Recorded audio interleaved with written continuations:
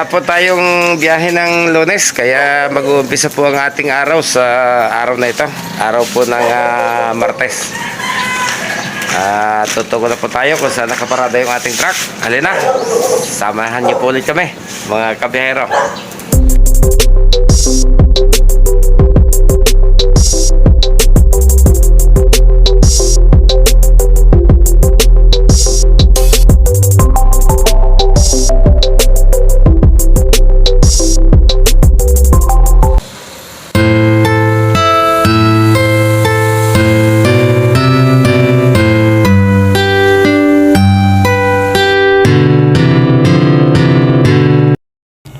Ngayon pong araw ay iba po yung truck na ating gagamitin.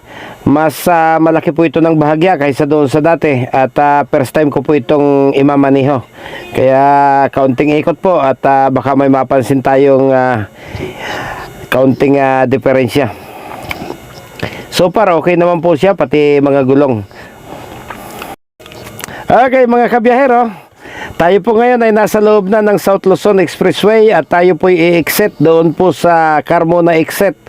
Tayo po ay nakatakdang mag-deliver para sa 6 na customer doon po sa mga bayan ng Silang, sa bayan po ng Alfonso at sa bayan po ng Amadillo sa lalawigan po ng Cavite.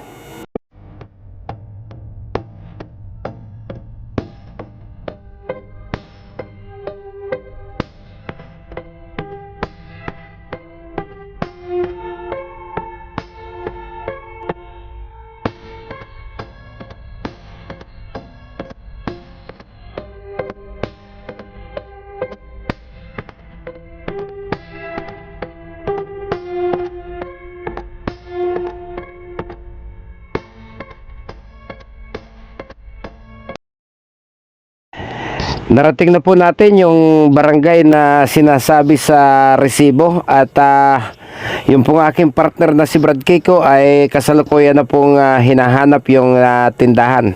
At nung matagpuan po namin, ito na nga po, nagbaba na po kami. Yan po yung aming unang drop off dito sa bayan ng Silang.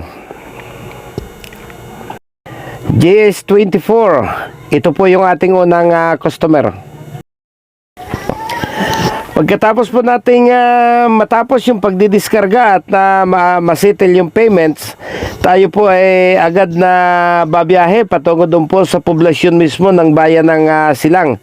Dahil nandoon po yung ating pangalawang customer sa mismong poblasyon. Tara, maniho na po ulit tayo mga kabiyahero. Sa pagtungo po natin sa poblasyon ng bayan ng Silang ay hindi po natin gagamitin yung usual na ruta. May nagsabi po kasi sa amin na mayroon pong shortcut buhat dito sa unang customer namin. Gagamitin po natin yung barangay road nila patungo po doon sa bayan ng Silang.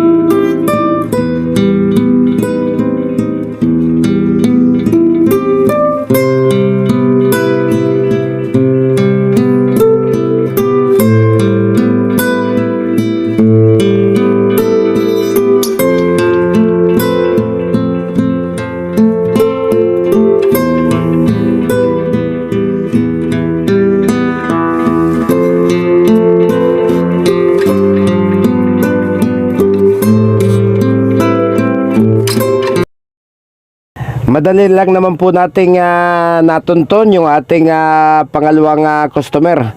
Ito po ay nasa tapat lamang po ng public market ng bayan ng Silang. Kung kaya't pagkatapos po magbaba, maagap din naman pong nag-check agad yung ating customer.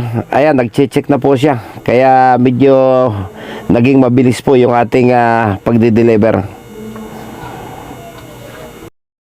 Okay, nakatapos na po tayo ng ating second drop off at tayo po ay agad natutungo doon po sa ating pangatlong customer. Ito po bagamat sako pa ho sila ng bayan ng Silang, malapit na po sila doon sa boundary ng Tagaytay City. Okay, lakad na po tayo.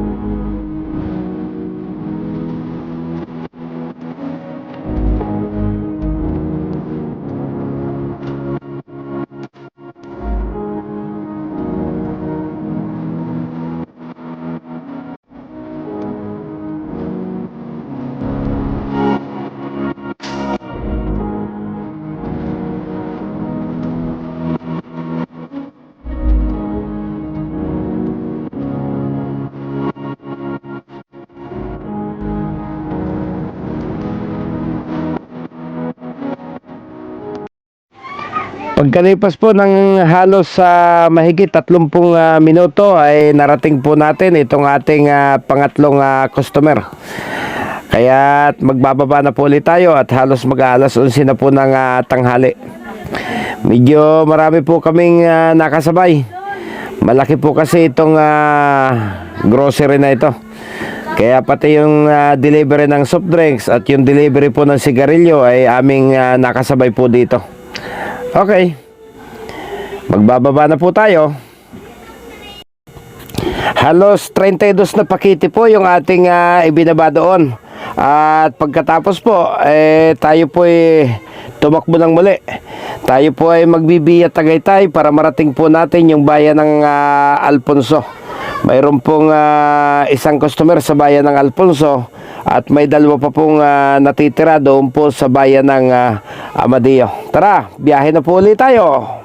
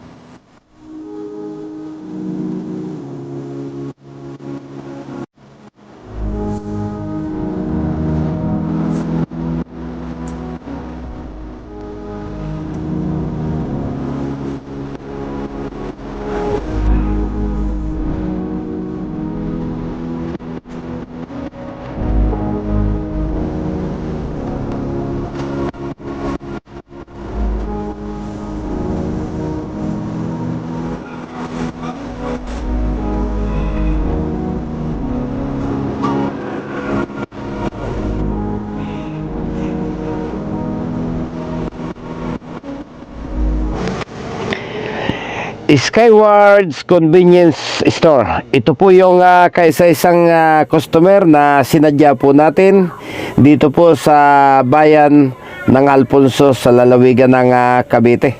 At sa katindihan po ng sikat ng araw, alas 12 po ng tanghaling tapat, tayo po naghahakot ng kanilang mga paninda. Napakainit po ng sikat ng araw. Ramdam na po yung summer dito sa bahaging ito ng Pilipinas. Okay, agad na po nating tunguhin yung bayan po ng Amadeo. Dito na po tayo dadaan sa Via Indang. Ito po yung isang bayan na medyo malapit po patungo doon sa bayan ng Amadeo. Dalawa pa pong customer yung ating natitira at yan po pawang sa bayan na po ng Amadeo lahat.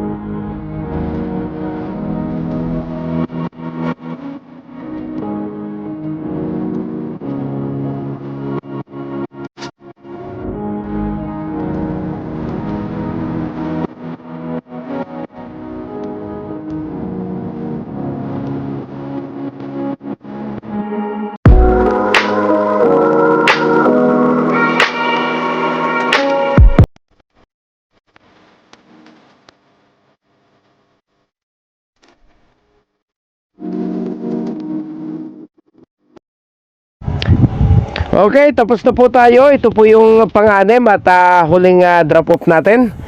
Tayo po ay babalik na doon sa Taguig City kung saan po doon ang aming grahe at nang may handa po yan sasakyan para sa loading mamayang gabi para po sa panibagong biyahe sa kinabukasan.